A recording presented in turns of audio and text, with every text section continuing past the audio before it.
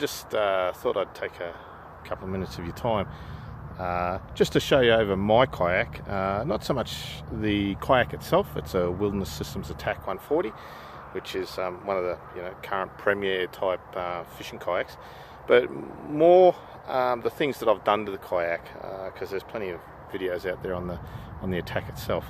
So we're in August, late winter in Canberra. It's bloody cold today.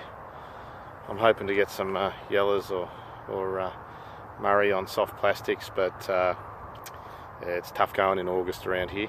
Anyway, we'll start with the stern of the kayak and we'll go from there.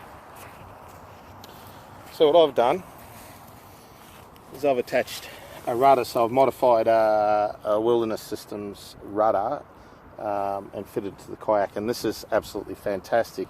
It gives me control if I want to set up a drift, and also in the wind. The kayak itself doesn't actually need it, but in the wind, and as I said, if I want to drift along a line, it is fantastic. The kayak comes with extremely sturdy carry handles. They're aluminium, but I've put pipe cladding around the handle. Just makes it a lot more comfortable, a lot easier to hold. Rod locker, I do use this on trips, but I can stack up to 6 rods in there, but today there's nothing in there. Sometimes I'll use it for storage if I'm going away on the water for periods of time. Safety flag, Yak ATAK Visi Carbon, fantastic flag. Camera pole, it's something that I've made up myself out of various Railblazer components, and you can find it on my Facebook page, Rod and Paddle.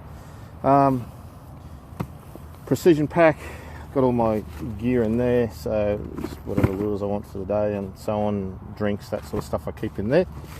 And it's actually tied down, so that's actually clipped down. It's very easy to get in and out, but it won't fall out. Box of soft plastics in the back there. On the back of the seat, I've got a tool pouch. I made that up, the tool pouch. So it's just purchased from a shop, and it's hooked onto the back of the seat. I've got scent in there, pliers. I've also got a drift chute. So that's a handy addition to have. Very, very useful. Sometimes I've got a X-grip, Ram X-grip, which I can position there or some other places in the kayak, and it's actually mounted on a ball socket. Some Railblazer G clamps here, and one also on the other side. I use those particularly for if I'm putting rods up and down all the time. I'll clip the rod into there and anchor it at the front of the kayak, and I'll show you in a second where I put that, and that gives me really quick and easy access to the rods. A couple of Railblazer mounts. Now they're on adjustable mounts, so I can just turn if I pull them out, turn the thumb screw there. They're Yak ATAK thumb screws. I can slide the Railblazer mount backwards and forwards quite easily. And that's probably it so far, other than there's more cladding here. And this is what I was talking about anchoring the rods up the front. So this is just a little hood, right? And there's one on each side. You slide the rod tip into the hood, and that anchors the front of the rod. Protects it in rivers and so on, where you got tree branches and that sort of stuff floating around. Saves you snapping your rod tip off. Makes it very handy, but it's also fantastic to lie a couple of rods down there just for easy access. Another rod holder there. I have the